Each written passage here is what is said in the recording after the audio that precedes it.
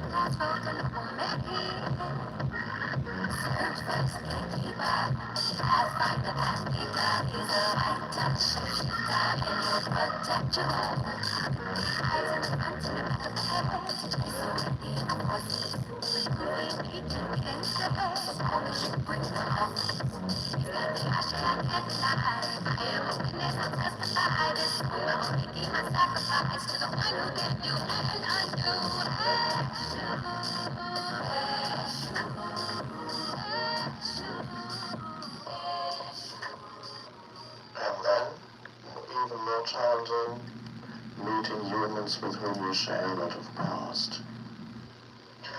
The more past you share with them, the more old behavior patterns will want to come back in. You know that with meeting your parents, your wife, your husband, after many years of marriage.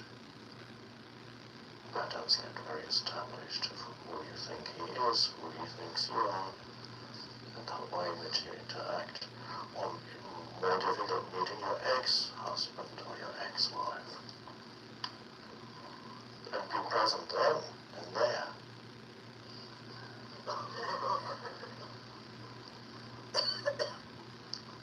And be in the body. So you're meeting human beings without past. Not that you cannot remember certain things they did, but not to bring the past as an active operating principle into the interaction. Meeting everyone without past. Just in this moment, through the power of this moment, which is the power of presence, which is who you are. And not meeting the other person as a working personal history. And that is an enormously liberating thing to do when you can meet even your mother and father, with whom quite a few people, some people have a wonderful relationship with their mother and father, which is beautiful. Some grew up in a relatively conscious family. And many in this world did not grow up in a conscious. Their father and mother were manifesting varying degrees of unconsciousness. And resentment built up over the years, so many between adult children and parents, often this grievances, resentments, complaints. He doesn't understand me. I get criticized all the time. He doesn't even want to understand me, my father and my mother. And the same reactions happen every time you visit them.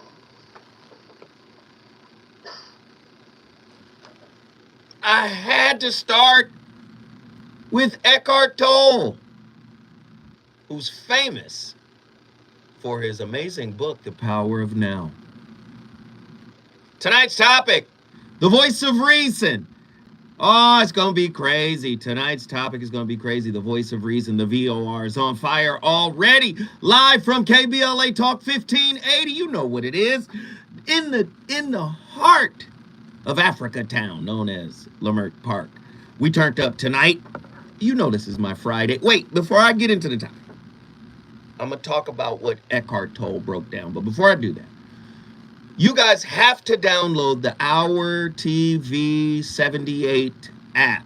My new television show premieres every night, Monday nights at 9 p.m. Pacific Standard Time.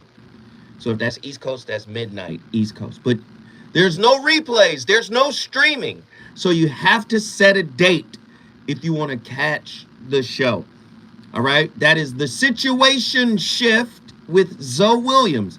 When I tell you it's an amazing TV show, download the Our TV app, Our, O-U-R, TV 78, Our TV 78. Download that app and set your calendars. Monday nights, 9 p.m. Last Monday, or this past Monday, was episode 2. And starring in that episode was myself, Guy Torrey, therapist, clinician, Mayumi McKinley. It was an amazing show, very, very deep. We talked about which is a better relationship model, single life or married life. We had married couples on. We had a therapist on. Well, of course, Guy Torrey is actor, comedian. He brought the funny, amazing show, The Situation Shift, starring your brother, known as the VOR. Yo, it's on fire. Mondays, 9 p.m. Pacific Standard Time. All right, tonight's topic. Lean on we. Yes or no, your relationship might need you to lean in, not level up. Because we live in a transactional society, a society that's based on consumerism, a society that's based on bread, we tend to want to level up, not knowing the power of leaning in. Very heavy stuff. Did you hear what Eckhart Tolle said about meeting your parents, your husband, your significant other without the past? When you meet someone in the presence of the now, you basically break down your ability to judge, because there's nothing to judge them on. We typically judge each other on our behaviors, past behaviors, what has happened, as opposed to what we can do now in the now. Many relationships never make it back because the now is misused. The now is marginalized. Presence is the key to building a relationship you want. But it isn't the only key. Acceptance, acknowledgement, willingness, right? Empathy, compassion for self. All of these things are bi-directional that I'm speaking of. When I say bi-directional, I mean you got to have these things for your partner, but you also got to have these things for yourself. Your relationship might need you to lean in, not level up. With all the challenges love relationships face, how do you keep up the investment? Because many people don't know how to lean in. The investment gets squandered. The investment begins to evaporate, deteriorate, begins to go away because we don't know how to keep up the investment. Keeping up your intimate relationship or your intimate investment is more about staying invested. Why have you divested? 1-800-920-1580. Somebody call me. What is an example of emotional honesty? What are the principles of emotional honesty? What is the importance of emotional honesty? True or false? All relationship, listen, I don't know if people want to hear this. True or false? All relationships have complexities, hurts, unresolved issues, and unique struggles to stay connected. Those complexities, those hurts, those unresolved issues, and unique struggles, they fight against our ability to stay present. Our focus may go to the complexities. Our focus may go to the hurts. Our focus may go to the unresolved issues. Our focus may go to the unique struggles. But what is lacking in that equation? Our focus is not on how to stay connected. Presence. How do you lean in when it's uncomfortable? How do you lean in when you're uncertain? 1-800-920-1580. Call me right now. What does it mean to lean in to a relationship? Agree or disagree? In order to get the benefits of a loving relationship, you must be willing to lean in. Brothers, I need y'all to lean in. I need y'all to lean in. When we come forward, I'm going to the phone lines. Let's talk about it.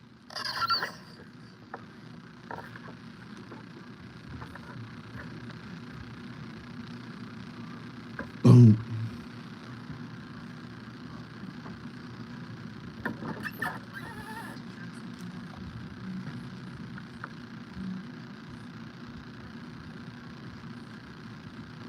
Hello, chat room. How is everybody doing today? Please make sure you hit the like button. Twos and Fuse crew, if you could show up today, I'd appreciate it. Thank you, thank you, thank you. Thank you, thank you, thank you to everybody that's in here, to everybody that's tapped in. Thank you for showing up. You could have been anywhere on the internet, but you decided to come kick it with me. I appreciate it.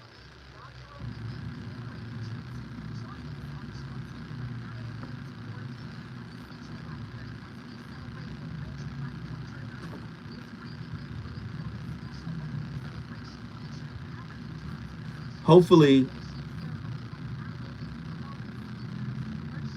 you guys can call in. Let's get some callers today. I want to hear from some people. I want to hear from Nzinga. Yes, I want to hear from Nzinga. And Mimi, yes, you are booked. All you got to do is call that number. Call my business line. And you are booked. Katina, we ain't heard from you. Call in. Attila, call in. Eric Jackson, call in. Truemonger, call in early so I can get you on early.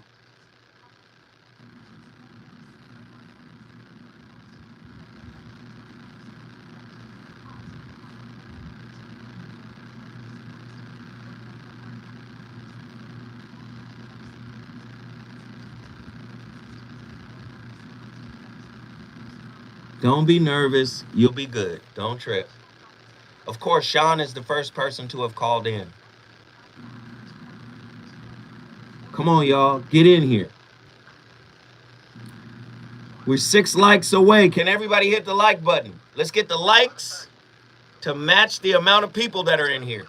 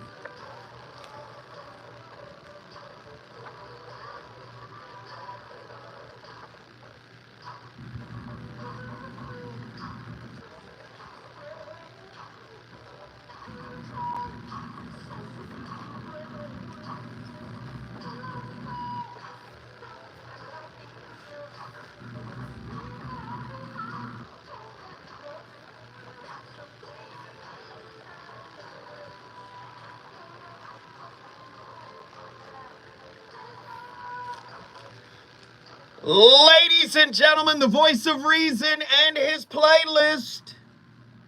Back in the building. Legendary Loose Ends. Nights of Pleasure. Heavy track, man. The 80s was cold. The 80s was beautiful, man. It was some beautiful music out there. Tonight's topic, though, presence. Listen, life is designed to be difficult. Life is designed to trip you up. Life is designed to come out of nowhere. But how you deal with the adversity that life presents to you is directly related to your proportion of inner stillness, presence. When you look at sports, they talk about Michael Jordan or Kobe Bryant or Tiger Woods. These people get into what they call a zone. A lot of people can't get into the zone. That separates the Mark Madsons from the Kobe Bryants. Mark Madsen ain't never been in the zone. But, he come in for a hot 3 minutes and dance a little bit, get a few rebounds, sure.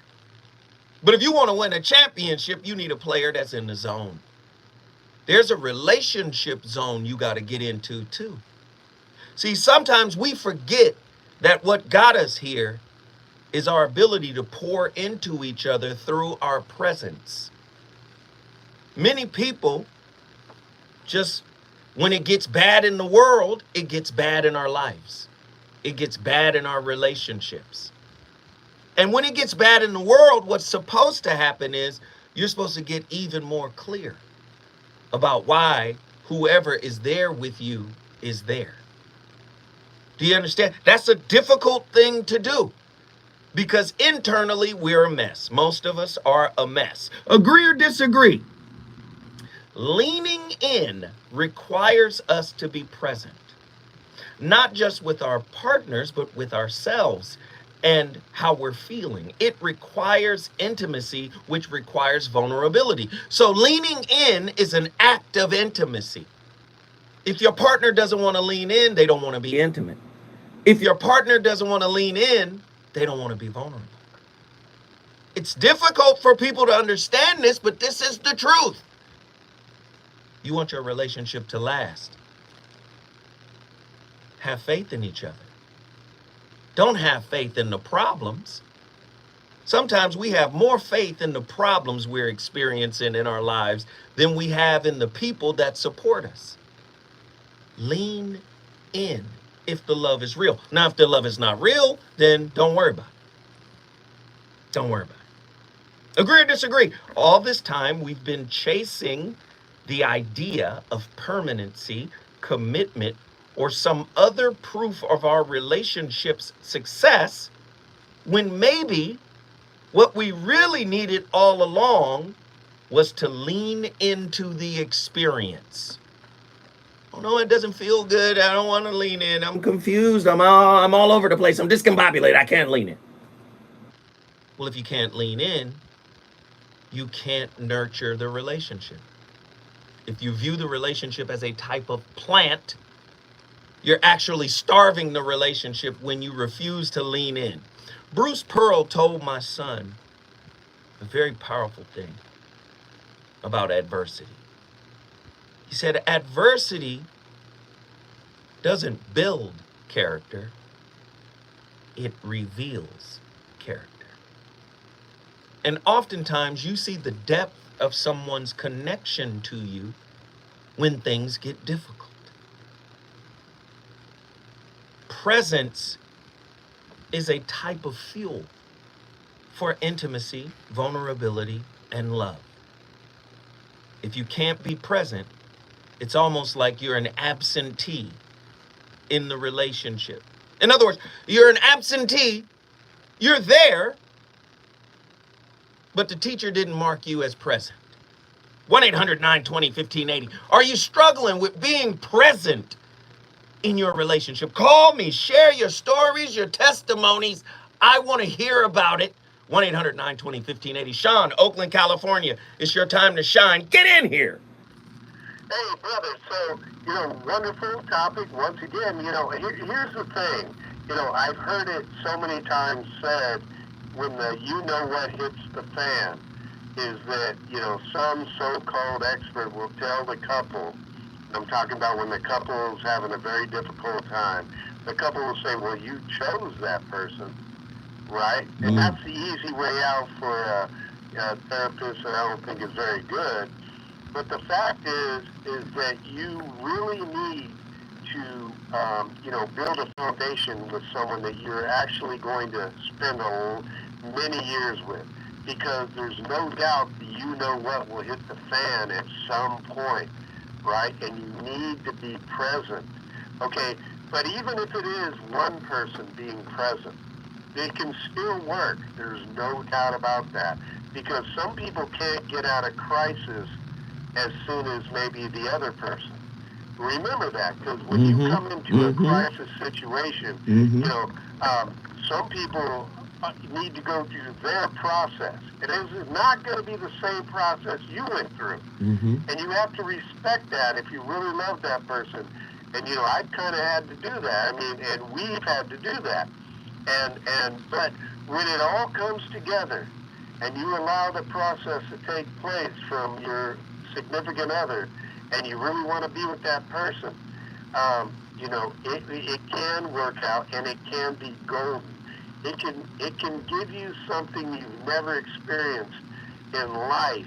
Is that process agenda where this long period of time takes place, and you're working through it together, and you're all doing it in your own way, but you're now in that place where you're not at the end.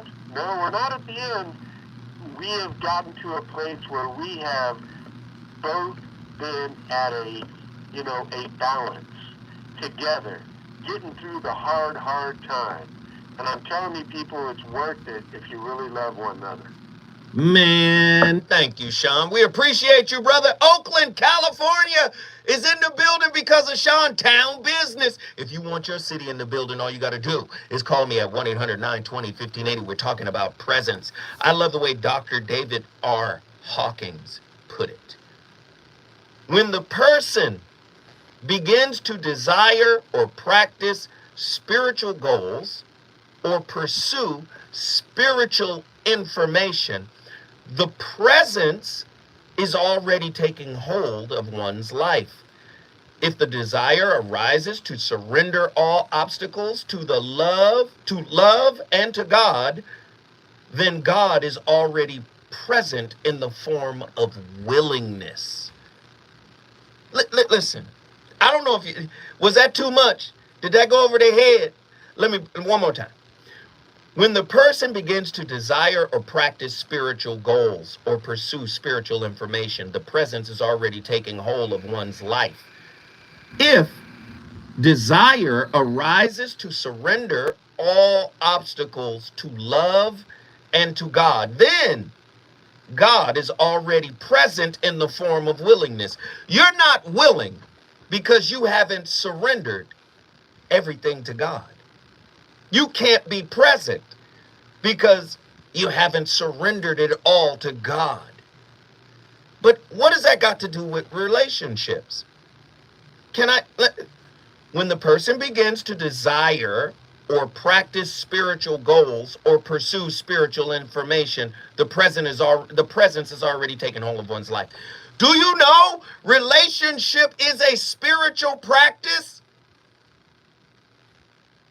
It reveals you. It reveals your shortcomings. It reveals the lies you told to yourself and your journal. It reveals everything you're not happy with within yourself.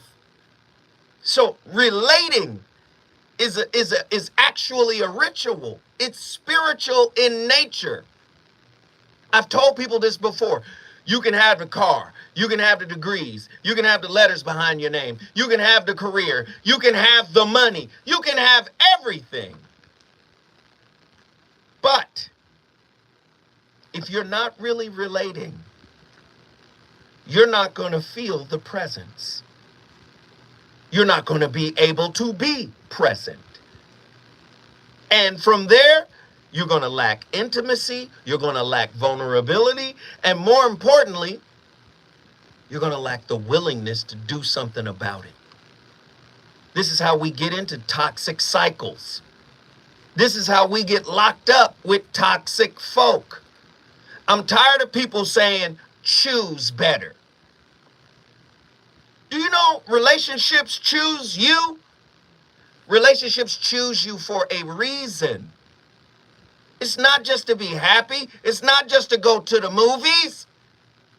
Relationships choose you so you can grow up spiritually.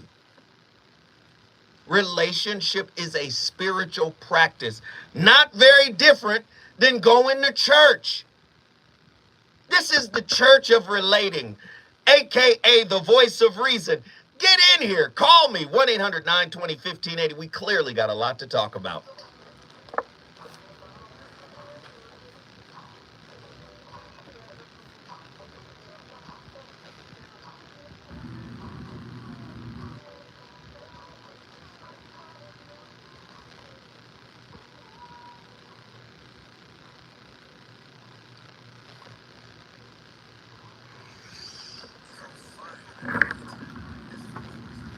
Where y'all at?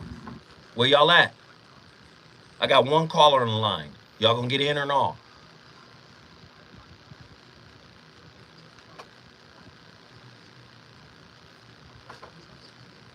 I got one caller on the line. Y'all gonna get in or not? I got one caller on the line. Y'all gonna call or not? 1-800-920-1580. People are coming in, but get involved. Don't just come in, get involved.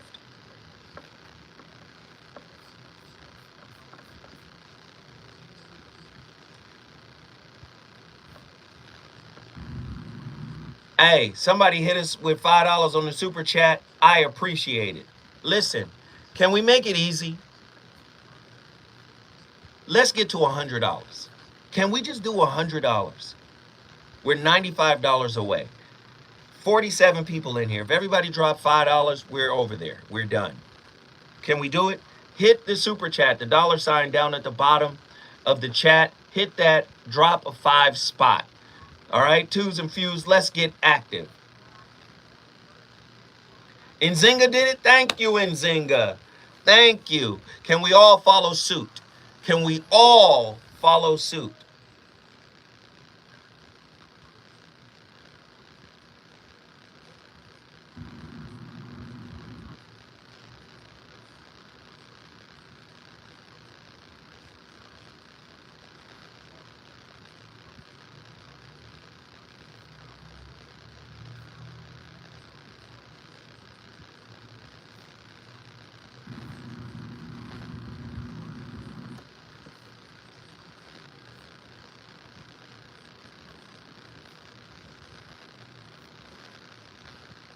E. Zimmerman. Come on, man. Thank you, brother. Everybody shout out E. Zimmerman. I don't think I want an instant response. I just want a response that's consistent. Maybe not instant.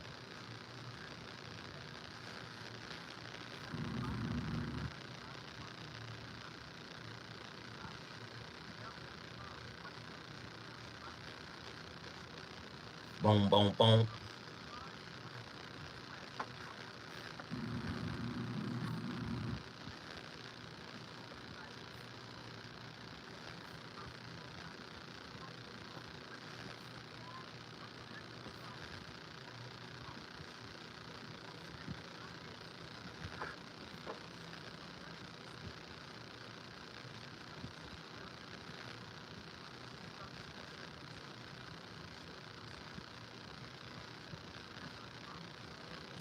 I remember that when I was a kid in Zynga, in his skin. When he jump out, you jump in. That was, took me back to childhood.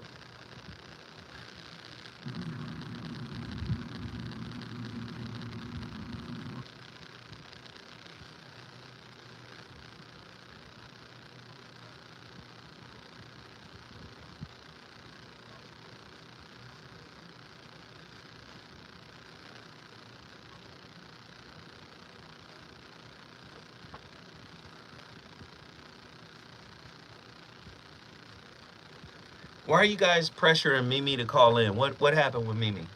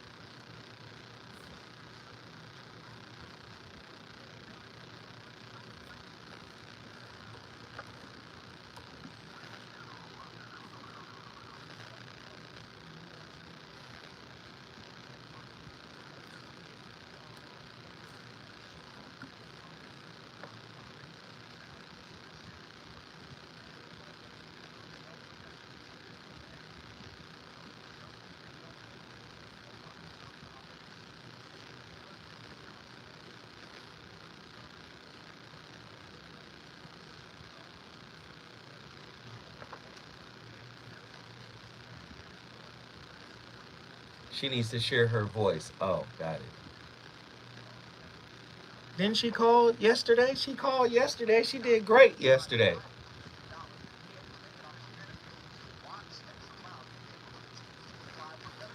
Marcus Gosha. Thank you. Thank you for the super chat. Marcus, we appreciate it, brother. I hope you're enjoying the show. Please give us a holla. Call in 1-800-920-1580. Mark G.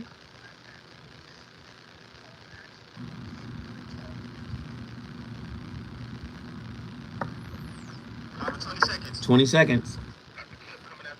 Yep.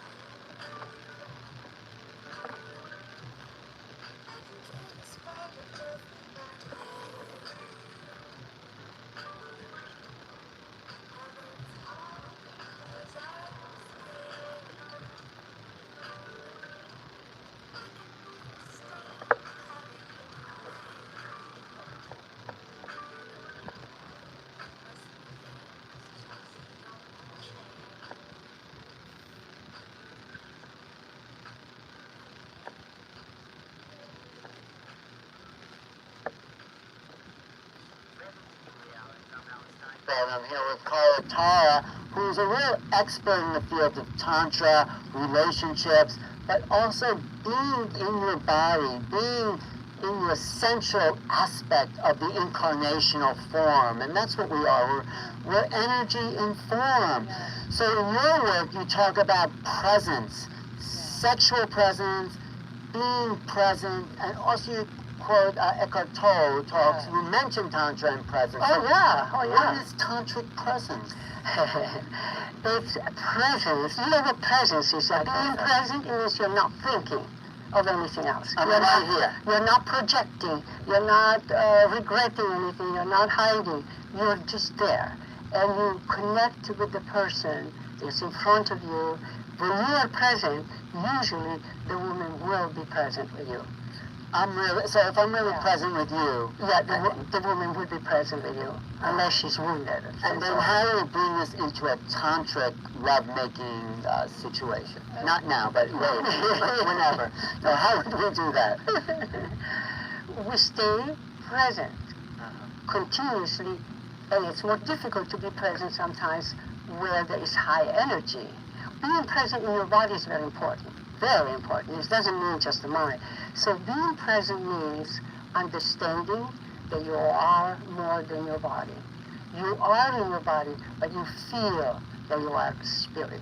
Only the spirit can really be present. The flesh or the mind is too needy to be present. If I'm not present, I'm thinking about how do I be present with you or somebody? Well, I think if for a moment you can close your eyes, first of all, and go inside of you, take a breath. Visualize that the breath goes all the way down into your belly, into your sex center, and then you open your eyes, and you're present. You are present because you come from the inside of you out.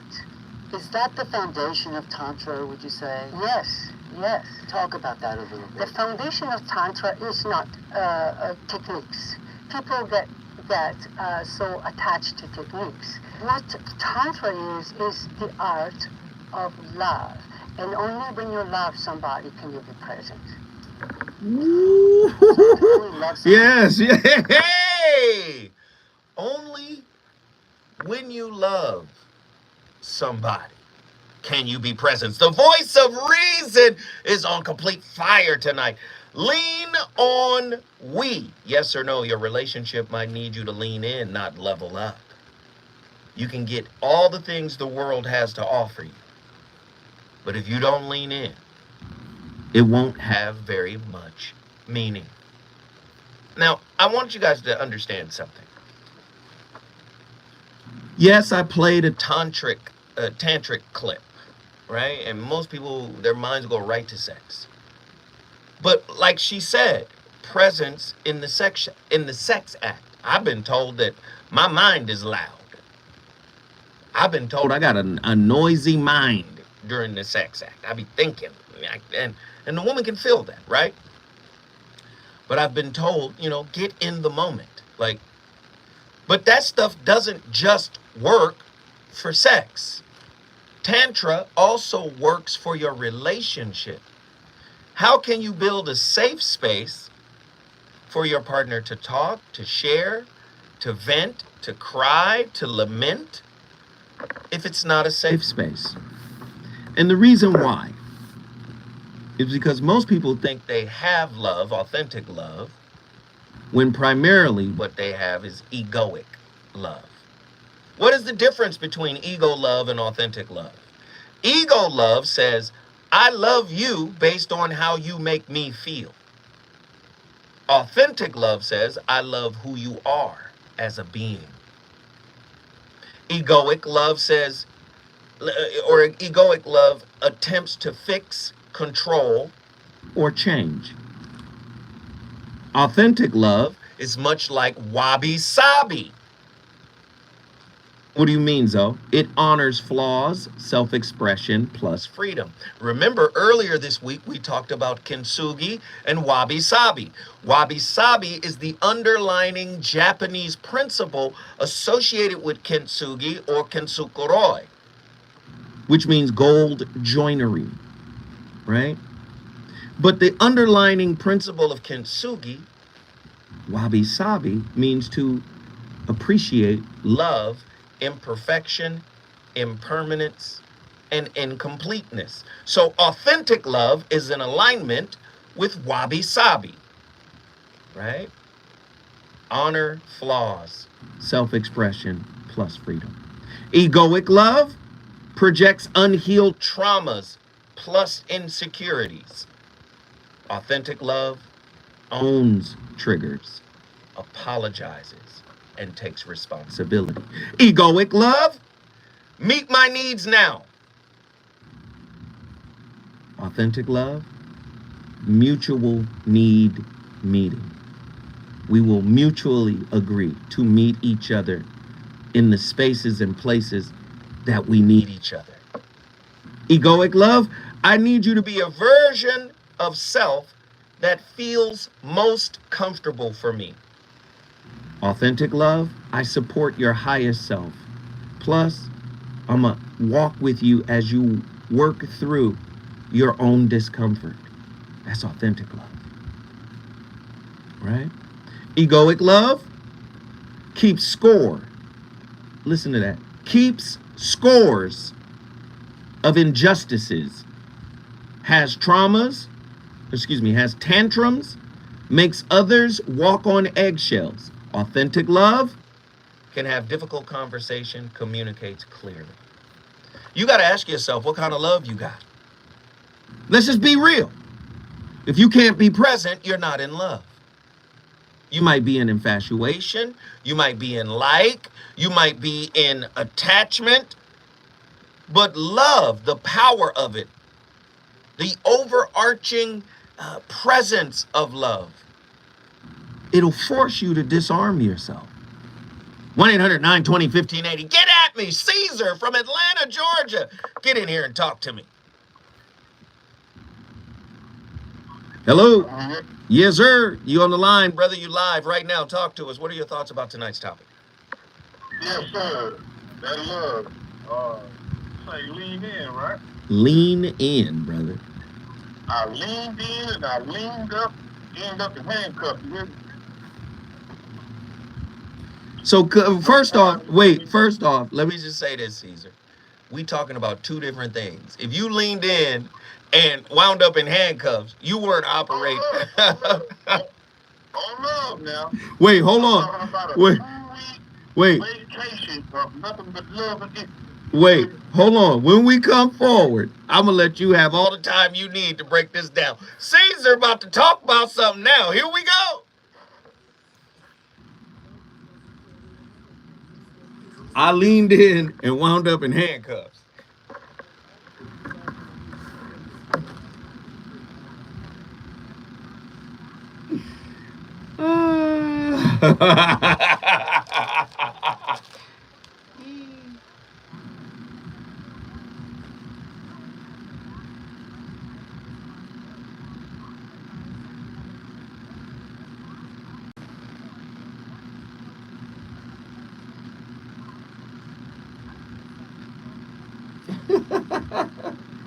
Wow.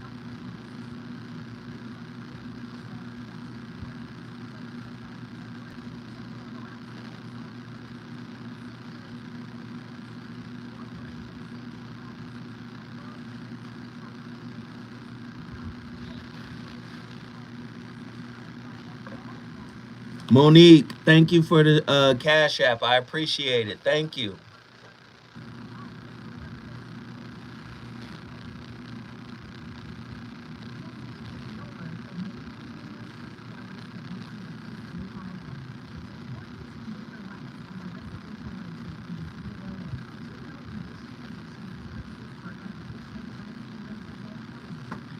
I want to thank everybody for hitting that super chat too. Thank you for supporting. We appreciate it. Thank you, thank you, thank you. Thank you for your continued support of this channel.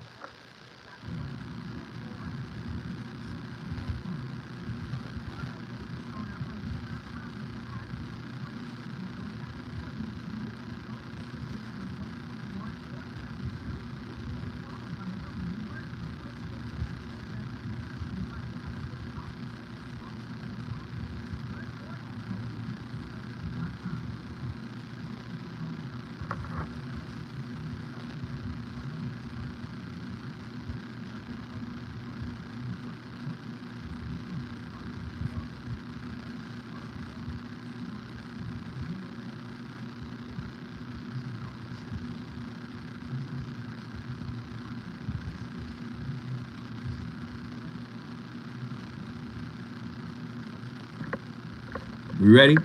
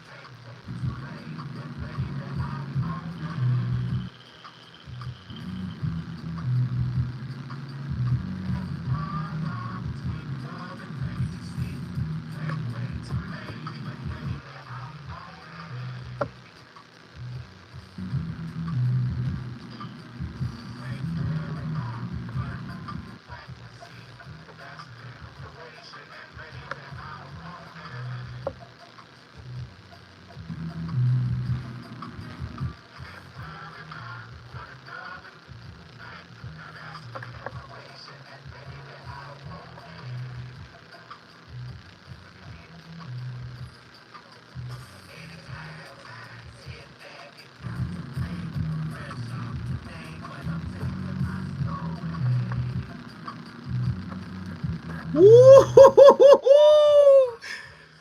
I think Outkast might just be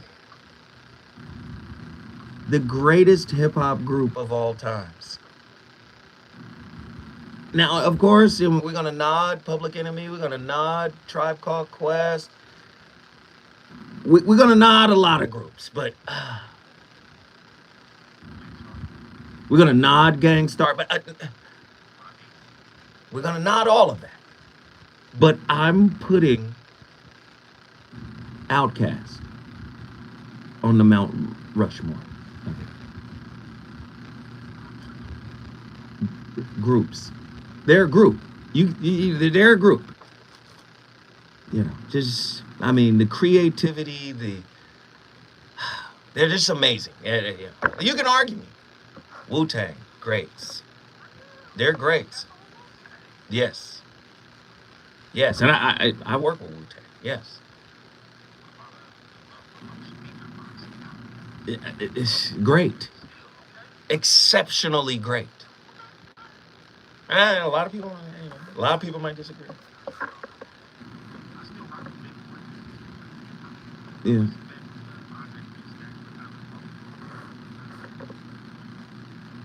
They're exceptionally creative, bro.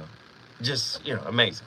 Anyway, back to our topic. I'm sorry, that record just pulled me into a whole nother world. Caesar from Atlanta said he leaned in and went to jail. Caesar, get in here. Caesar, where are you, brother? Caesar, are you there? Did we lose Caesar? Are you on mute? I see him on. Oh, yeah, I'm on mute. Yeah, Come on, Caesar. Tell us what happened. I'm here doing my laptop and I was, All right, tell us what happened, Caesar. Okay, how'd you lean in and go to jail? Tell me. Cause really for me, it ain't hard to find the love of your life. But what is hard is when you think you found the love of your life. You hear me? No, I hear you. I'm following you. Go ahead. Now when you think you found the love of your life, you do anything and everything. Forget Cloud 9. We trying to go to space, baby. I got something to show you. Yes, sir. I'm listening. Please keep going. Here we go. Now, lean in. Baby, what you want to do, how you want to do it. Get your check. Hotel, chicken, every place. Chilling, this, just something I'm just taking into consideration. He's talking about I am about it. So, long story short, police get there. Like, matter of fact, let me start from the top. That wasn't the top. Wait. Let me get to it. Here we go. Okay. Look, first thing you want to do is go watch that movie, The Family. It's only in theaters, right? Mm-hmm. She knows I got PTSD. So I'm like, my love, I would go to the club or anything with you, but recognize me, love me back, right? We got a little situation, we going. So she's like, no, you just want to get a haircut. It's like, we talking like 11 o'clock in the morning, we started off this trip. I'm going to get a haircut, my love. I'll be right back. Go get a haircut. I get a call from my office. You got 30 days to live. It's hard. It's 20%. And count down. So, on my way back home, I get that call. So, of course, I'm going to take it by my office. Get home.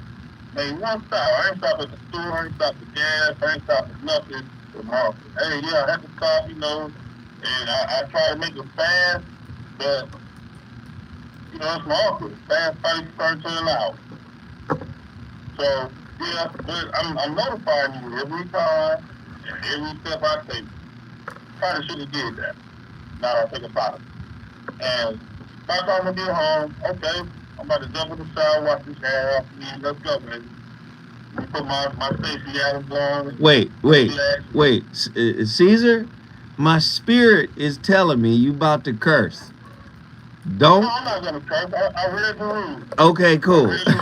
Okay. And you're not irritable, and I'm gonna stick by it. All right, thank you, brother. Go ahead, finish your story. Go ahead. Now, okay, I'm back home. It's time to go. And she got a face on her.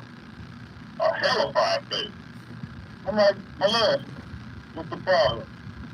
Oh, you ain't even take a shower yet. I just walked through the door. I'm on the way for the shower, my love. It's nothing. Well, you know what? Don't worry about it. You ain't even got to close no damn brand. I'm like, I don't know what's going on, but okay, my love, you want to go by yourself? Don't make no sense to me. She take one of my baby girls, and they go to the movies and watch. Come back.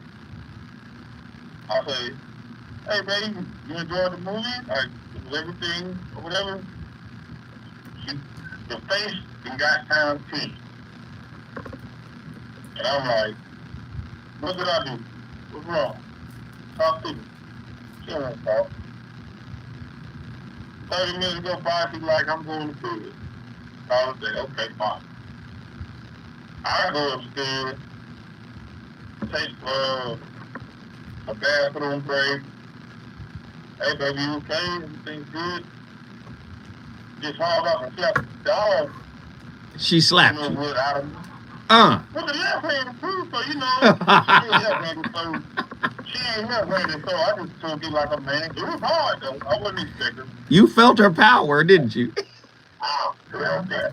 That was the wrath. And it just started.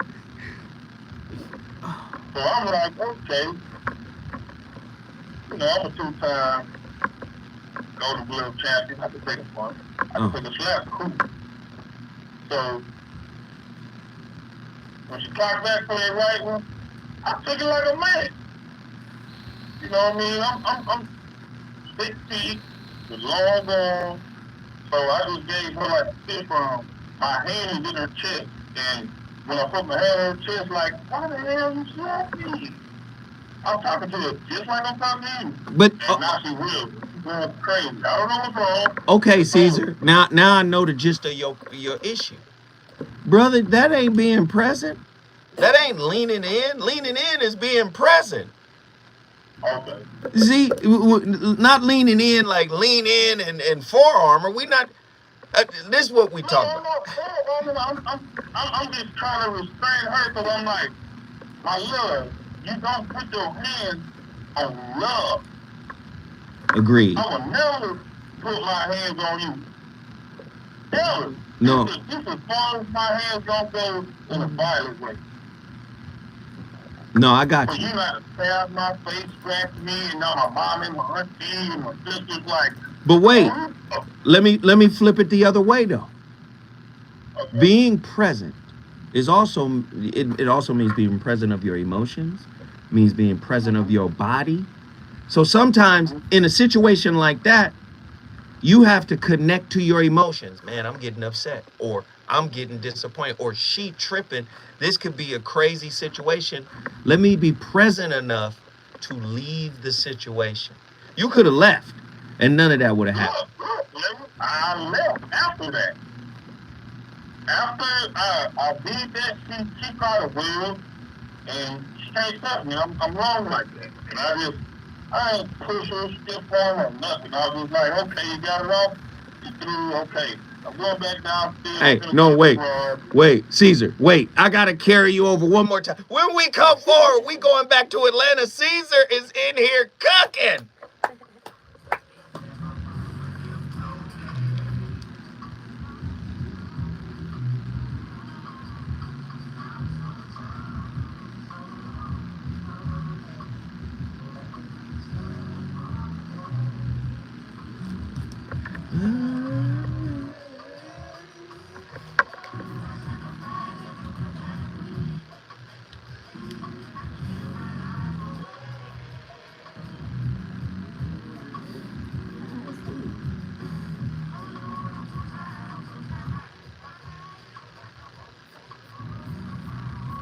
CeeLo been working with Outkast.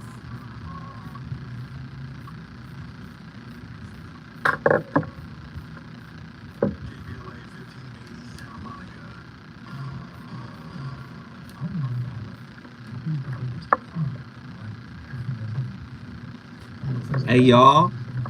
I'm having this for 2 days. Look who's in here. Was that your headphones? Yeah, but one of my one is going out. So if I did this yesterday and it's still like this today, how many people are sitting in this seat and don't listen? Well, they to probably it? haven't used that one. Oh, maybe. Yeah. That's what I'm here for. The little things. Wait, hi, excuse me.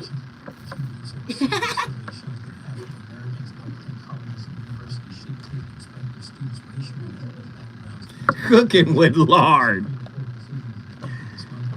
Oh man, I don't even feel like laughing today, but that was funny. Cooking with lard. What the fuck?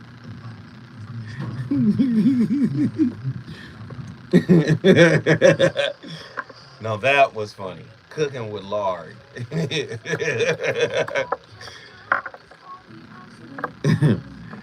That's funny. Angela said he was cooking with lard. Oh, okay. All right. I'll take it.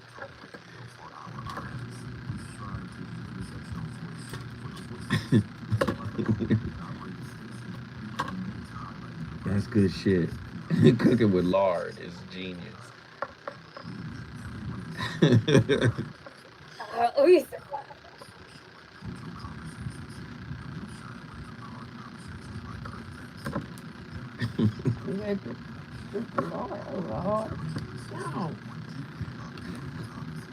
All right, y'all. Can y'all start calling now? We an hour in. Can my people start calling in? Y'all can't leave us on this cliffhanger. Where Reggie at, man? Where Ghetto Gourmet in here, man? Get in here and let's talk about presents, brother.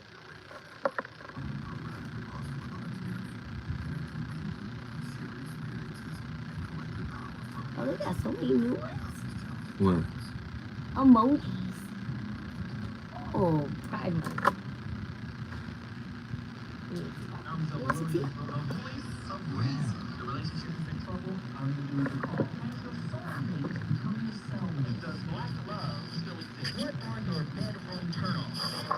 And fetishes. Financial infidelity. I'm dating a bad person. Are they worth the wait? Trust me. Elliot, thank you for the cash app.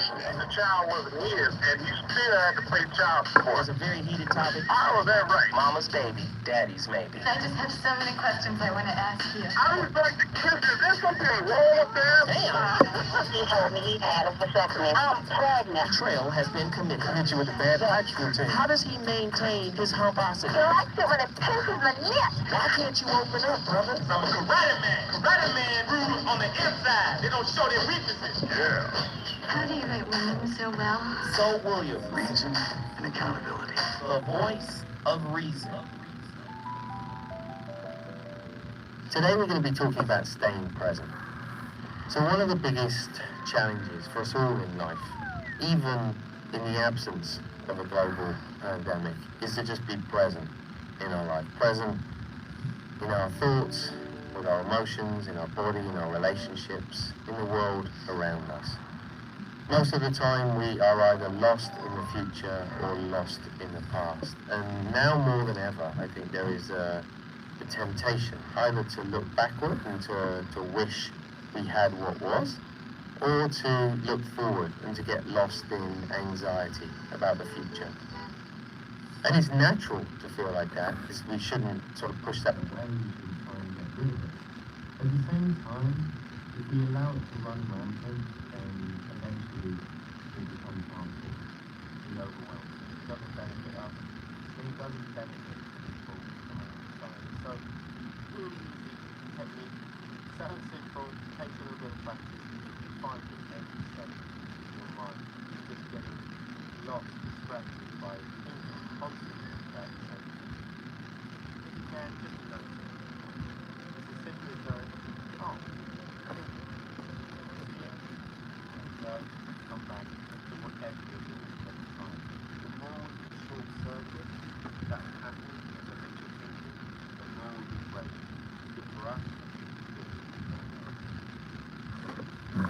Yeah, ladies and gentlemen, hour number 2. The VOR is on fire live from KBLA Talk 1580. Trust me, right here, not only do we have a lot to talk about, we have the most interesting things to talk about, especially here on the VOR. Tonight's topic, lean on we. Yes or no? Your relationship might need you to lean in, not level up. Leaning in is just a euphemism for being present. Oftentimes we are with someone, but we are not present with them. And as the clip explained earlier, being present is not just meaning being in attendance, right? It doesn't just mean being in attendance. It means being present in your body, present to how you show up, present to how you may or may not respond, present to your emotional mood, your moods, your emotional state, present to your mindset, right? You have to be present. Relationships thrive off of presence. So when you hear people say, oh, we're pouring into each other, all they're really saying is we are present with one another. And when you're present, you can't be judgmental, right? You can't be judgmental. You got to create a safe space. So freedom to be yourself and your partner to be themselves is allowed. Presence, awareness, consciousness. This is what we mean by being present. Caesar from Atlanta, Georgia, get back in here. Caesar. All right, finish your story, brother. Finish your story.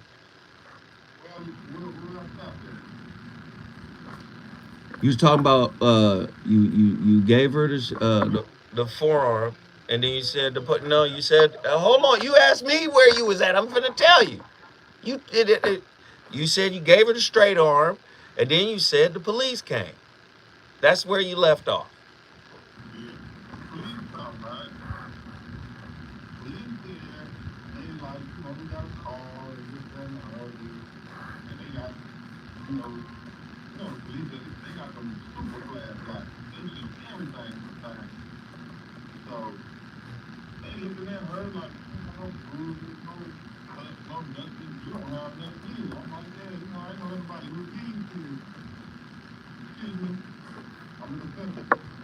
On the boxing kit. But at this point, I'm a police here. I'm a black man, so I know these people ain't here for me. Ain't no help now. Hey, what you want to do? You talking to one officer, I'm talking to another officer. The officer I'm talking to, like, man, you really can just go in the house, calm down, and y'all can just go back in the house. But she's talking to the other officer, and she's just out of element. And she's like, lock him up, lock him up, lock him up. And I said to the police officer in front of me, he's like, what you want to do? Y'all gonna chill or what? I said, man, look, ever since I met this woman, I gave her everything she ever asked me for. And I said, my love, what you want to do about this? She looked at me in my eyes and looked away and talked to the officer that's a stranger in our residence and tell the officer, take him to jail. Okay, now, all right, now let me jump back in here. Because you do know. This is a totally different topic you on. You do know that, right? Yeah, you know. Yeah, you just called in and said, you know, I'm going to talk about this. This is what I want to talk about. You know what I'm going to do for you, Caesar? I listen to you. I allow everybody to call in and share their opinions. This is what I'm going to do. I'm gonna create a topic just for you, so you could call in and share this story in a much shorter format, so we can address your issue. But tonight's topic ain't what you talking about right now. Okay. Now I love you, I appreciate you, but I gotta roll. Thank you for the call, man. Now I listened. I told you this is a non-judgmental space. I'm not going to judge the brother. He had to get that off his chest. But back to the topic, right? So at the beginning of the show, we outlined, or we played a clip, and it was Eckhart Tolle. And he was talking about when you meet your partner, try not to meet the past when you meet them? Well, here's the thing. We are made up of our experiences, how we were raised. You hear us talk about it all the time. We talk about attachment theory, John Bowlby's attachment theory, and Ainsworth, and all these people who came up with attachment theory. We talk about Buddhism. We talk about attachment as it applies to Buddhism. So can you imagine if you could meet someone in a totally present state, present of the now, present of the current moment, without the past attached to it? How would you relate to that person? Do you need the past in order to relate? See, many times in relationships, especially when we're formulating expectations and we're creating boundaries, the past is part of our writing team. The past gets involved and starts to write in fears, right? Fears of what? You heard in the clip at the top of this hour. Well, we project to the future, or we're looking back to the past, right? All in an attempt to try to avoid being hurt. Well, that's part of the problem. We never meet each other in the new now. Listen to how I said that. In the new now. The now is ever renewing. The only time the now gets old is when we reflect on the past and bring up old stuff into the new moment. Or we project out into the future, because you do know the only real aspect of time we ever really touch is the now. We don't touch the past except via memories, and we don't touch the future except via projections. This is what anxiety is. We project, oh, I hope this don't happen. Oh, I hope this work out. We never meet the person we really want to love, the person we really want to be open to in the new now. The moment is always new. It's always renewing itself. So listen to this. Listen, Eckhart Tolle says, the past has no power over the present moment. I disagree. The past does have power over the present moment when we haven't prepared to talk about the past without judgment.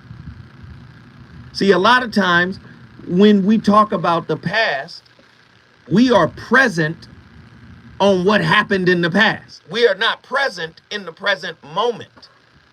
We're always saying, well, man, I don't want to experience this again. I don't want to go through this again. I don't want to have to deal with this. Or, again, many people are not dating actual human beings who are inherently flawed. What many people are dating and relating to are their image of their person. And once that image gets damaged, the quality of the relationship tends to go down. The quality of one's ability to remain present tends to go down. Let me say it another way. When a woman loses respect for you, do you understand? When she loses respect for you, it's very difficult for her to regain it.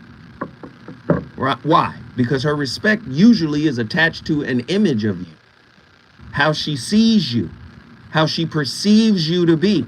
And once you do something, right, that goes against that image, as Bruce Lee said, you destroy the image, you destroy the man. Bruce Lee got it from Krishnamurti, of course, right? A lot of our fantasies about relationships are images that now we use those images to help write the relationship expectation. So it's very difficult to be present. Eckhart Tolle also says, always say yes to the present moment.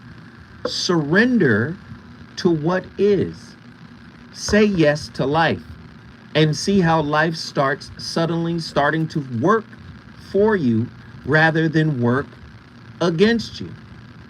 So many people want to put life on their timeline. And let me just say, it's good to have plans.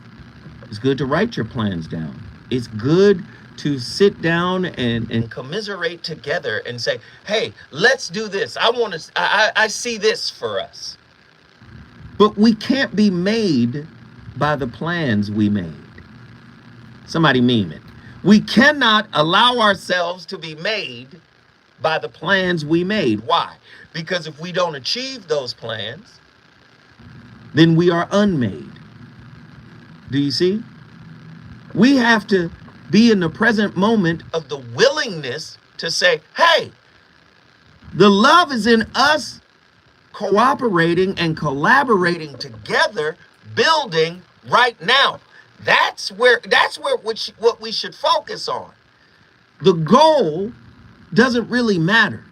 It is the process that we have mutually invested ourselves in. Now, I'm not saying don't go after your goals. Quincy Jones said it this way. He said, reach for the stars. And even if you don't make it, you'll be among the stars. Do you see? So again, a lot of people get it twisted.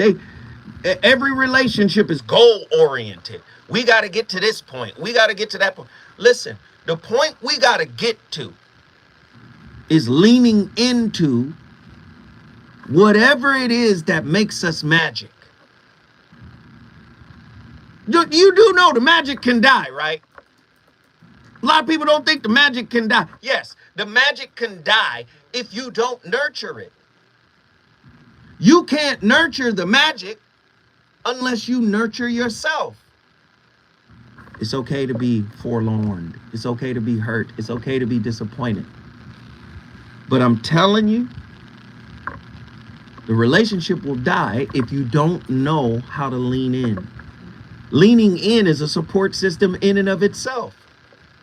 What does that mean? That means if I lean into you, I had a moment where I could be vulnerable. And I felt safe because it was you. And vice versa, right? You create this, this cycle where you both can lean. You guys are each other's pillar. But if you're carrying fears, if you're carrying doubt, if you're constantly going back to the past and beating yourself up over things that you should have done different, you're going to erode the magic in the relationship. When I come forward, you think Zoe ain't got a lot to talk about? You dead wrong.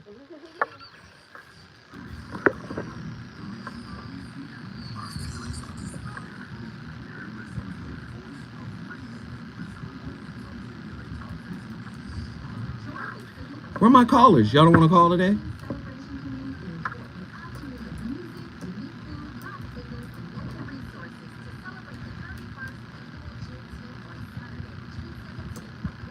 Ooh, I'll tell her you should call in and say that. I need you to call in and say that.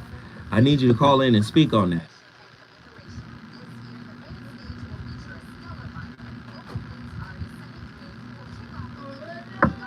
Arabia, I think you disconnected this. One of these. Because this right here. That's me. Which one isn't working?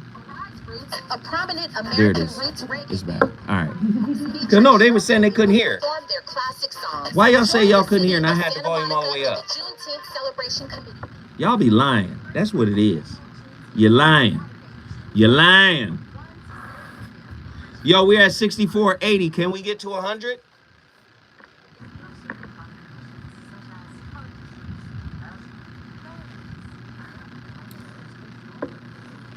All right, why are you waiting? Why don't you do it now? Why are you waiting? Why don't you do it now? You remember you waited the last time and couldn't get in. Exactly, how I get in it. That's terrible. Throwing people under the bus. A Taurian thing to do.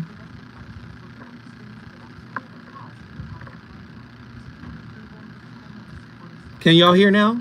If you've had a severe allergic reaction to the vaccine or its ingredients. Adults with weakened immune systems may have a lower response to the vaccine. The most commonly reported side effect was pain at the injection site. For additional common side effects... Can y'all hear that? 2138 or visit Prevnar20.com. I'm going to ask. Greg Scott, I appreciate it, man.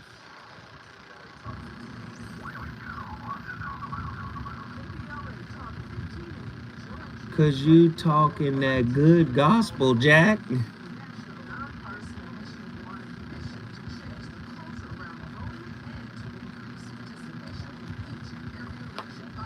Hey, y'all wish y'all could see this, man. Andy is over here teaching Arabia how to run the call center.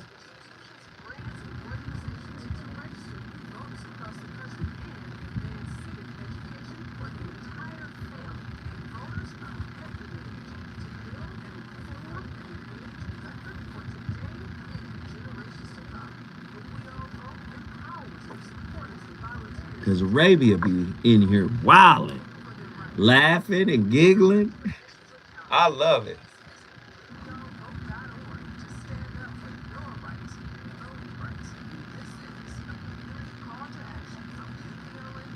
Coming in live, bro. Here we go.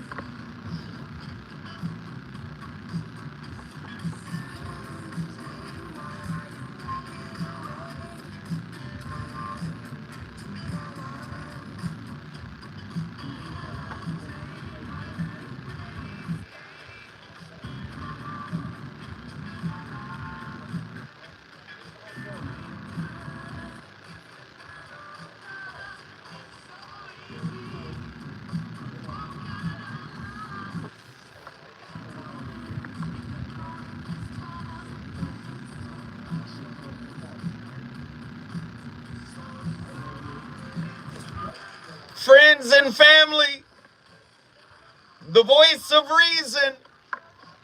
I'm back in the building. You already know what it is. My playlist is my co-host. That's none other than the incomparable Sade. Absolutely amazing young lady, Sade. Listen, we got callers on the line. People want to talk about being present in the relationship.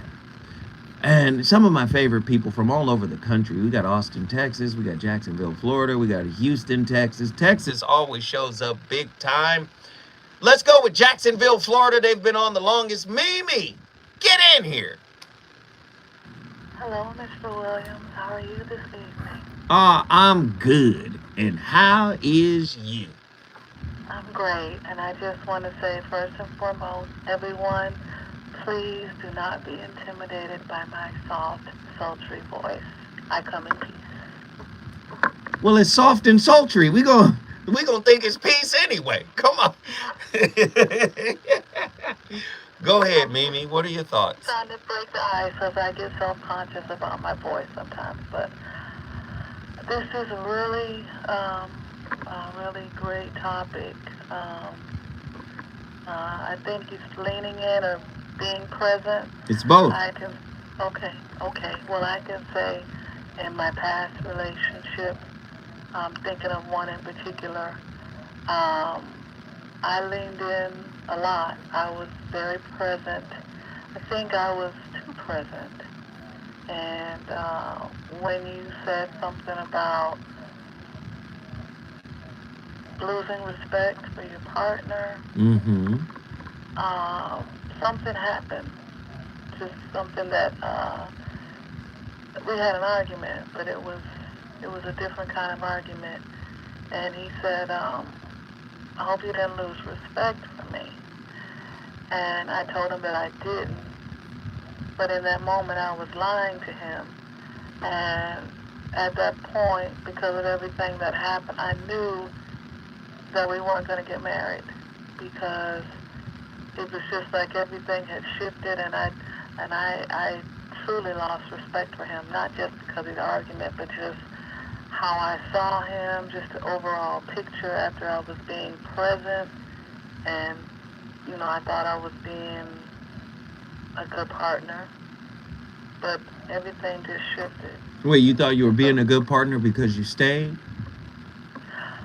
I thought I was being a good partner because I was trying to make it work, trying to make something that really wasn't meant to be, trying to make it work because I loved him, and he loved me. We loved each other, but I was trying to make it work.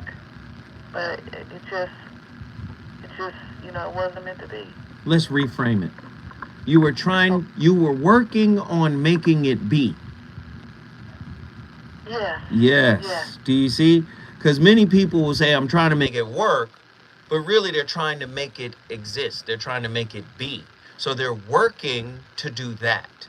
So, and the reason why I make that distinction is because the work you're putting into making the relationship be, sometimes it should be inverted back onto self.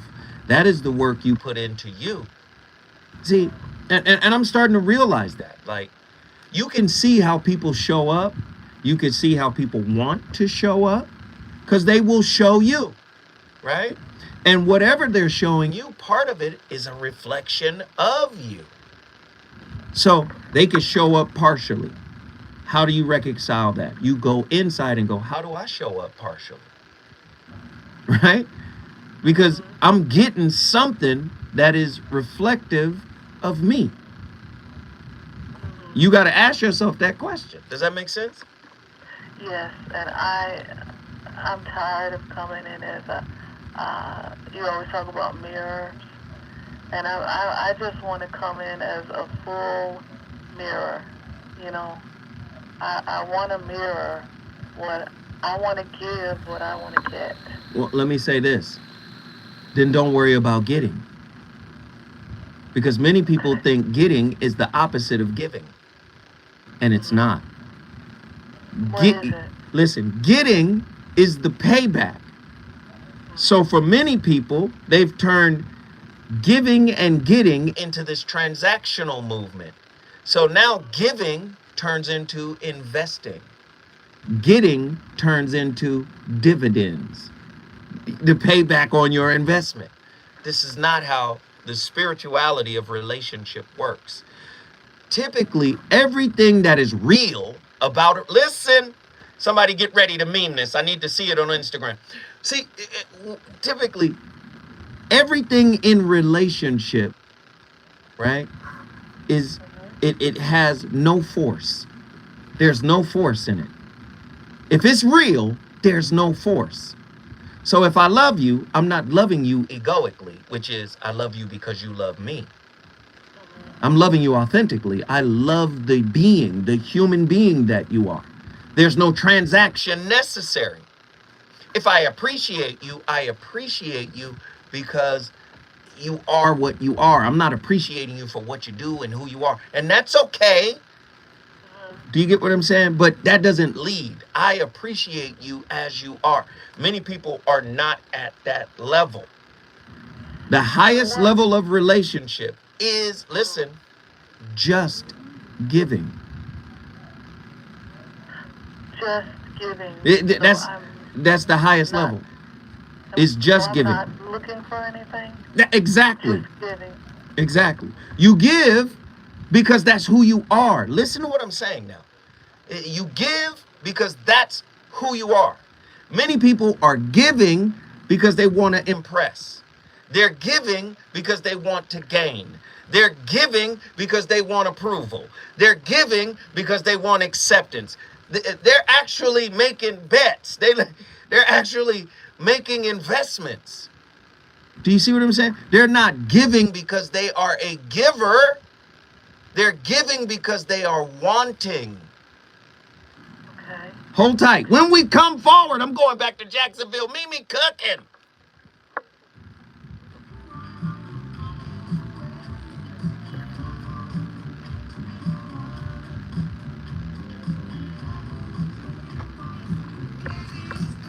Okay, third eye.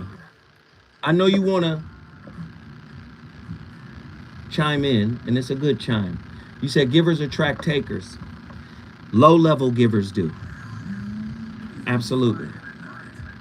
Low-level givers do. Because the low-level giver is not truly a giver.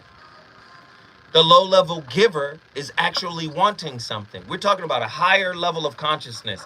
And I know sometimes it's easy to mix in low-level thought, low-level ideation. That's what that is. Givers attract takers. Yes.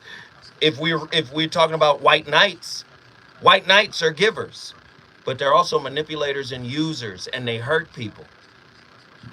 A white knight is a giver. They give for acknowledgement. The good guy is a giver. He gives so he can get, so he can control, so he can gain control, so he can, you understand what I'm saying? So he can manipulate the situation. That's why he gives. So low-level givers are like seeders. They're seeding you, trying to get you to give back something. High-level givers give without the desire to receive. I'm not worried about receiving. I give because I'm a giver. That's different. Do you understand? Sometimes it's very difficult for you to separate high-level thinking from low-level thinking. Your idea makes sense in the sociopath kind of context, right? When you're dealing with a social mercenary, you're 100% right. Givers attract takers.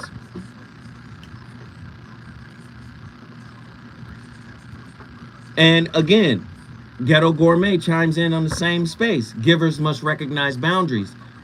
But when you look at those givers, their level of consciousness, why are you enabling? Why are you giving? Why are you sharing? Why are you doing that? You start to find out that the wounds are given. They're not the giver. The wound is the giver. Why? Because the wound gets a payoff. Oh, this person needs me for the moment. Oh, this person appreciates me for the moment. That's not a giver. That's a user. All that shit should have been on the radio. The fuck?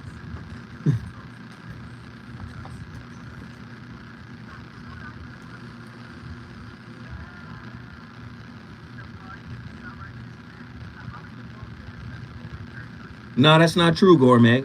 That's not true. Like I don't know who y'all. I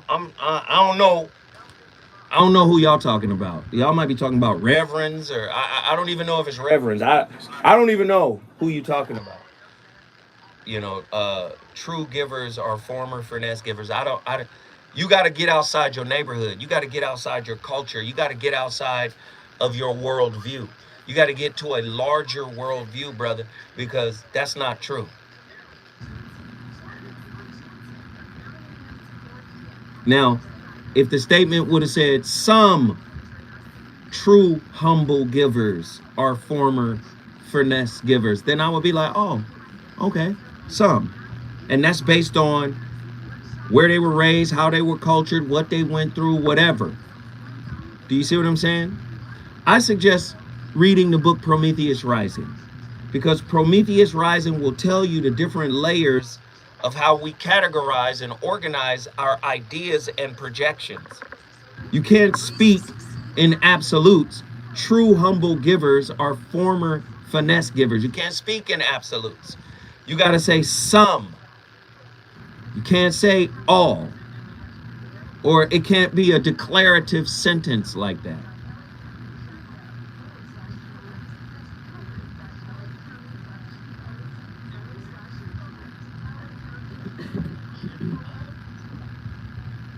That's fine. You're talking about people who would take advantage of you. Recognize the consciousness level, brother.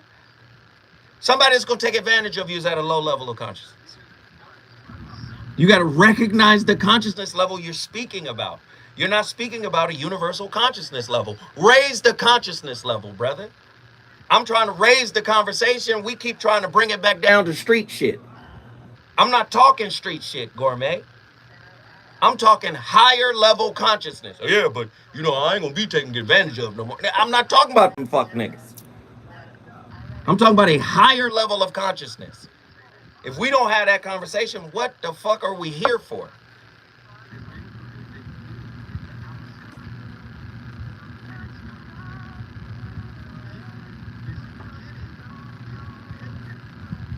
No, it's love. You come on, y'all know I'm passionate, man. It's love.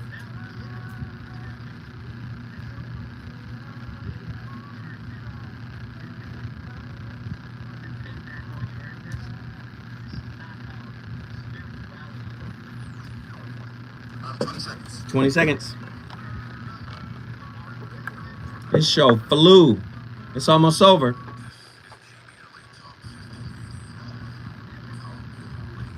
My guy.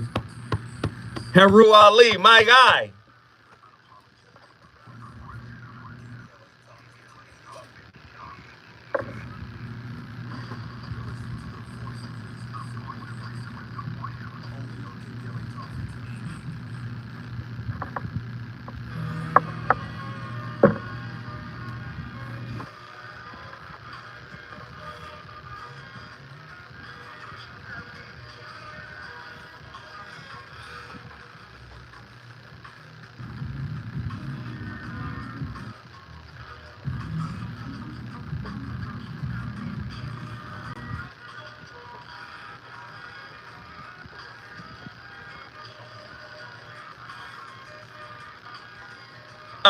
Oh, hold on. Hey. Boy, my playlist is so cold. Even the stuff you've never heard of be slapping. Bring it back to the top, man. Just bring that back one more time.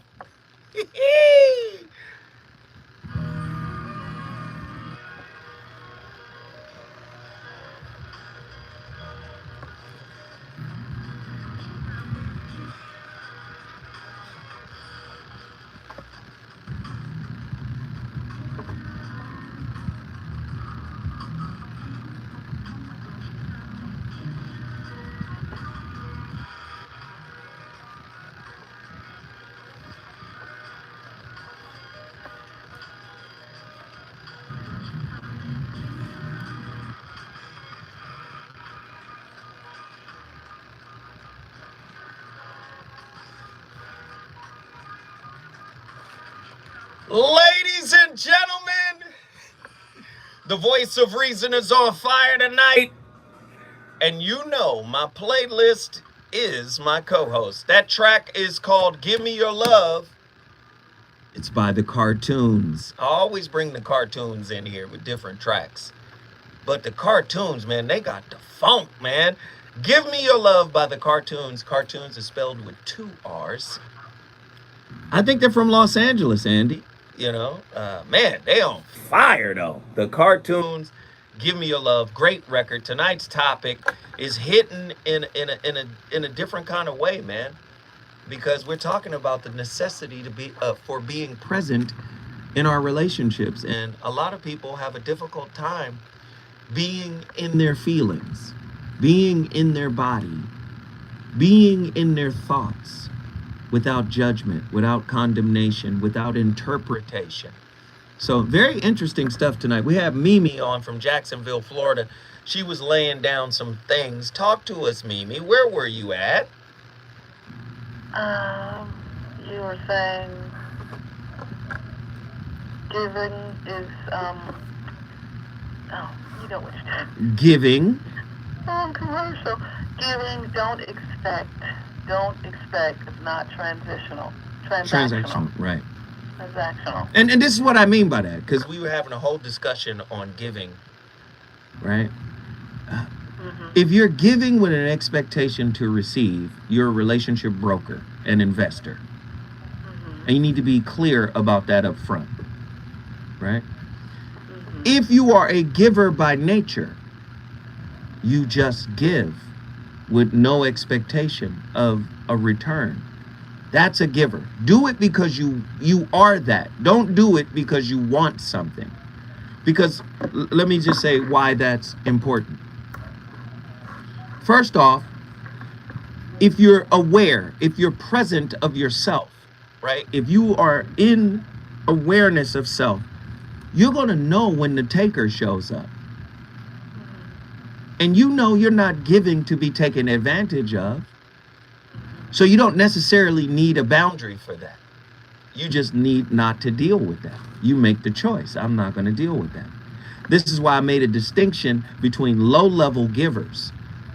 When I say low-level givers, I'm talking conscious-wise. The giver, who could be classified as a white knight, that giver isn't really a giver. That giver is a manipulator. White Knight is a book written by two clinicians that talks about the white knight syndrome. A person who tries to be your everything, a person who tries to save you, a person who tries to do for you all the time. But really, when you get behind the motive and the intent for why they're doing what they're doing, they're actually investing, they're not giving. They're trying to get something. They're trying to get approval. They're trying to get attention. They're trying to get sex. They're trying to get something. So they're not a giver by nature. They are a giver through manipulation. Can you give because you want love? No. That's not how it works. Disney taught us that. You get love as a reflection of the love you have for yourself. Do you know life will love you hard if you love you hard? Life itself will hug the sunshine out your spirit, will love on you if you love on you. We've been taught to chase it as opposed to embodying it. Right? Many people are in search of love.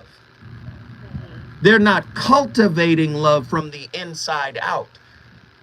That is also tied to being present. That is also tied to leaning in. Ask yourself this question. The reason why a lot of people can't lean in is because fear is there. And fear and love can exist in the same place at the same time. So if I lean in and I get vulnerable, fear creeps in and says, what are you doing? You need to keep your guards up. You mean with the person I love? But then that's also telling you maybe you don't really love them. Maybe, you understand, because they can't exist at the same time. Love is not the opposite of fear. Hate is not the opposite of, well, let me say it again. Love is not the opposite of fear. Hate is not the opposite of love. Love has no opposite. Do you understand? You just blew it all out of the water because, yeah, I mean, I thought a relationship, partnership was about reciprocating love for one another. But you're saying you give naturally, and, you know, you're going to get it, but you're not in the way that I think you're going to get it. It's just going to happen. But again, listen, reciprocity is organic. Okay. The tree breathes in our oxygen, or it breathes in our carbon dioxide. We breathe in oxygen. The tree breathes in carbon dioxide, which is what we breathe out. We didn't go to the tree and ask the tree to do that, but that's a reciprocal, symbiotic relationship we are in with trees. Trees let off oxygen. We breathe in oxygen. We let off carbon dioxide. Trees breathe in carbon dioxide. That is a symbiotic relationship. This is how your relationships are supposed to be with people. But you live in a capitalistic, materialistic, transactional society that takes these opportunities away. Do you see? We've been programmed. Nobody went to the tree and said, you know what, brother, thank you for the oxygen. Let me hug you. No, nobody said that. But that's what it is. Reciprocity in relationship is supposed to be free flowing. It should not be a demand. It should not be an expectation. But because we live in an economy that's based on the haves and the have-nots, that has slipped into our view of relating. Does that make sense? Stay with me, Mimi. When we come forward, we're going to continue with me. Mimi bringing the best out of me tonight. Here we go.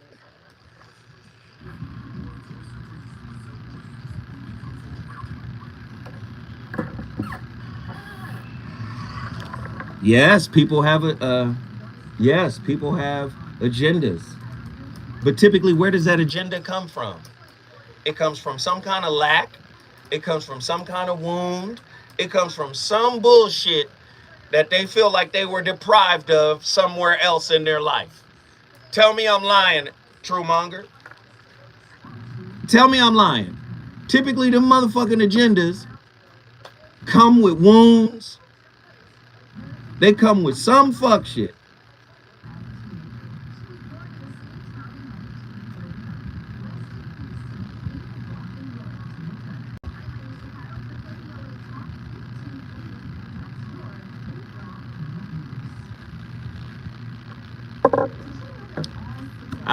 Christina House bought a book.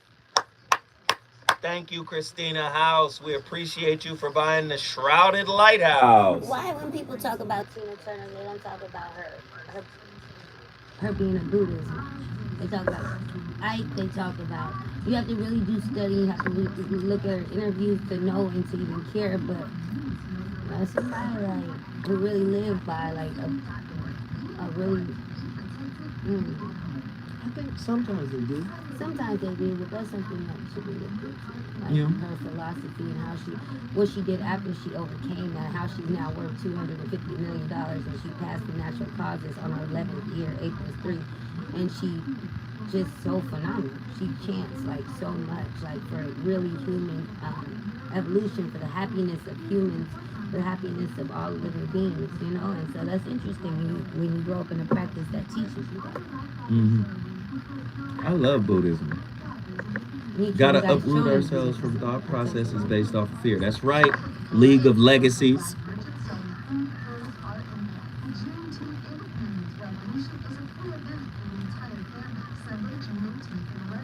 It's time for me to get rid of it. You gonna do it by Sunday?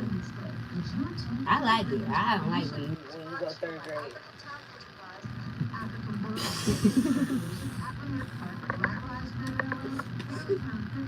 These motherfuckers always clowning. You work hard for that with. Look, you can tell somebody, like, look, that was that episode, that was this episode. That was Arabia said she don't like when I go third grade, when I cut off the piece. It's funny.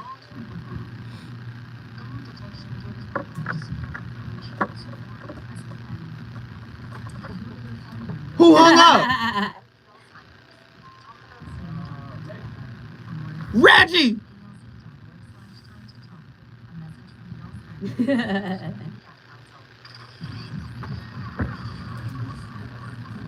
The chin fro.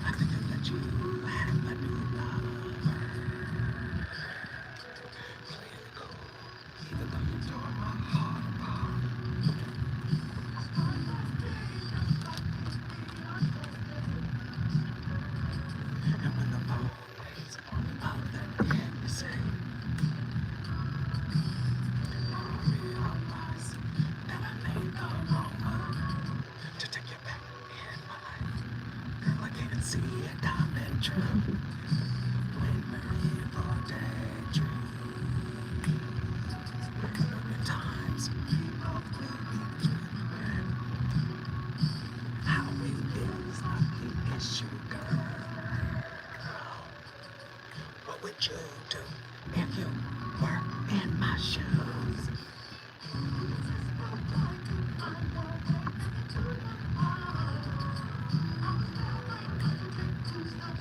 And I never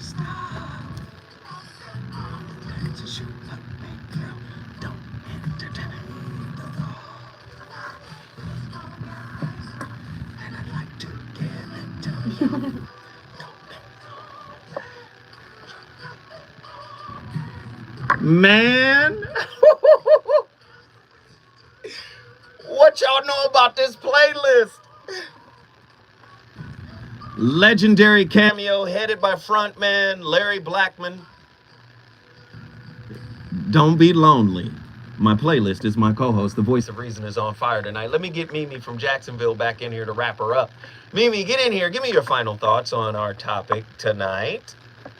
I'm going to shift my thinking because I have been a romantic, a hopeless romantic, and I like all of that romantic capitalistic stuff. Well, no. Let's keep the balance here. Loving on each other, intimacy. We got to remember having great conversations with each other. That's intimacy, right? Making space for each other to share how we feel, right, to each other.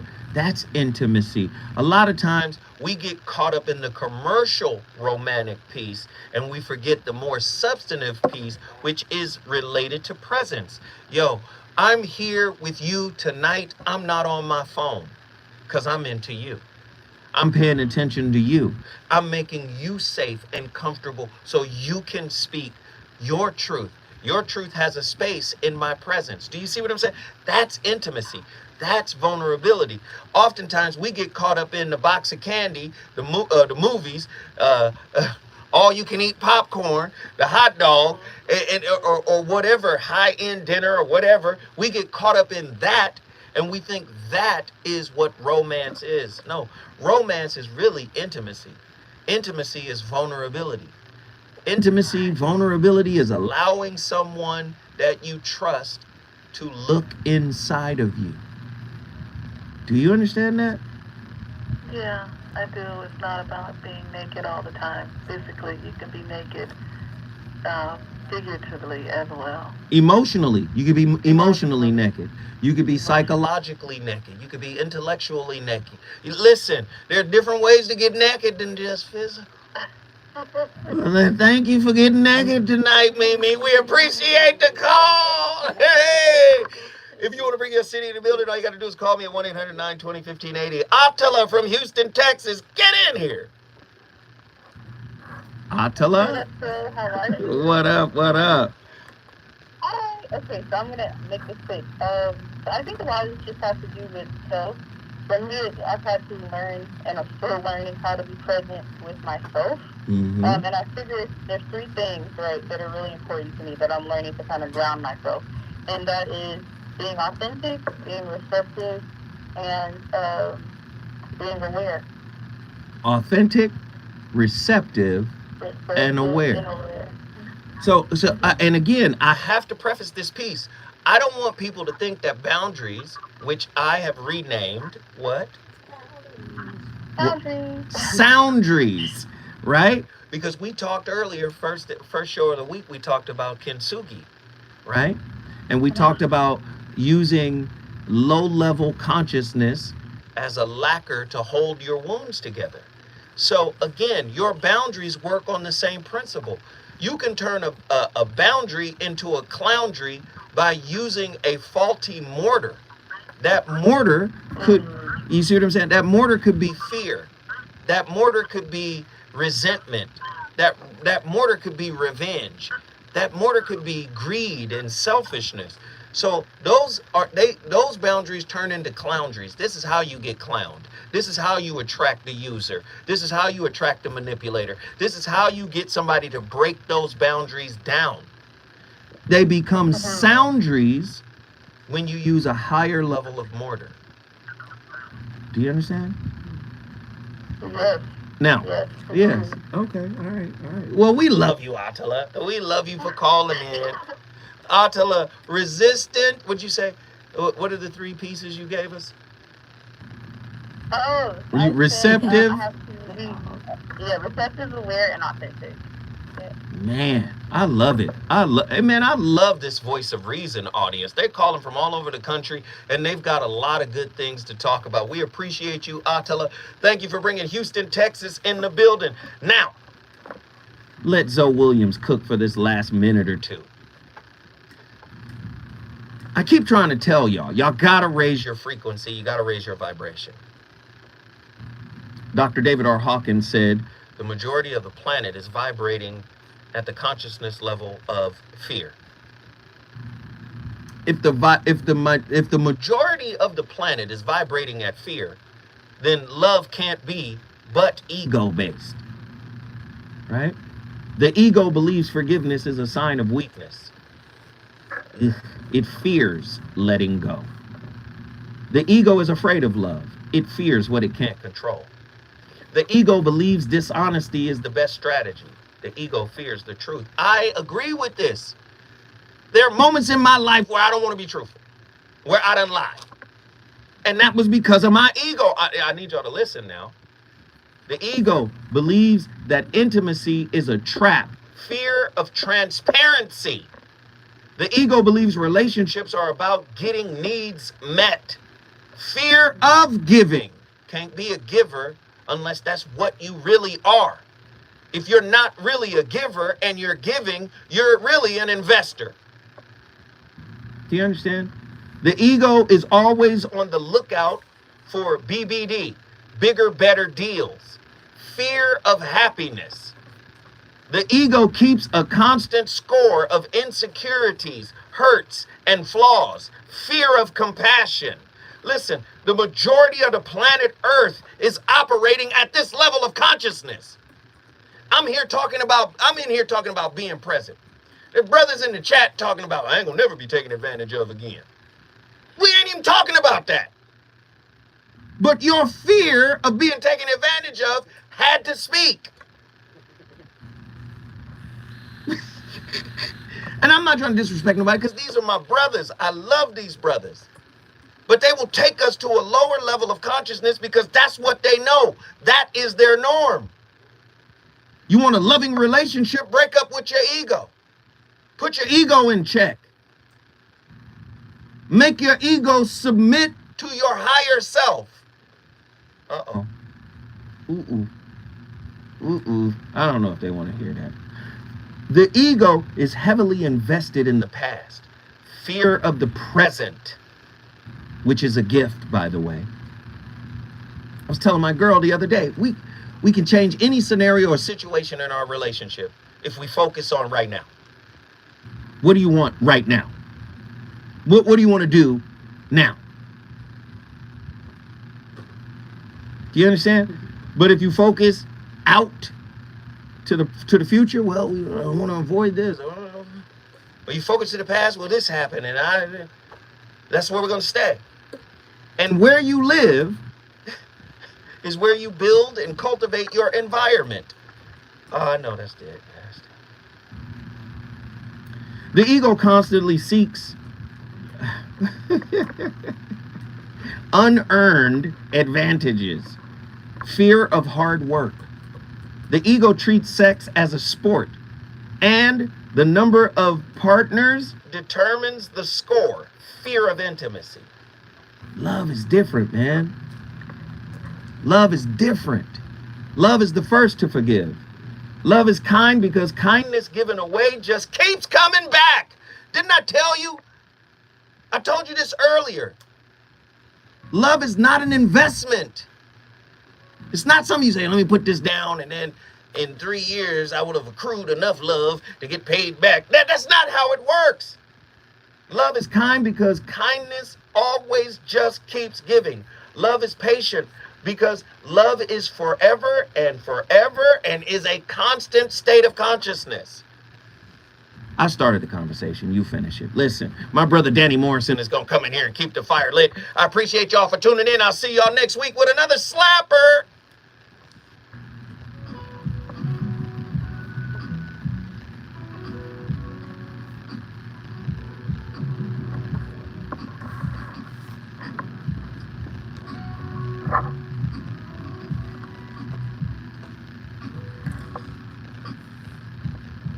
Ooh, that track. Appreciate y'all. Appreciate y'all. Love y'all. Appreciate y'all. Love you. Love you. Love you. Thank you. Thank you. Thank you. I hope you guys had a good show. All right.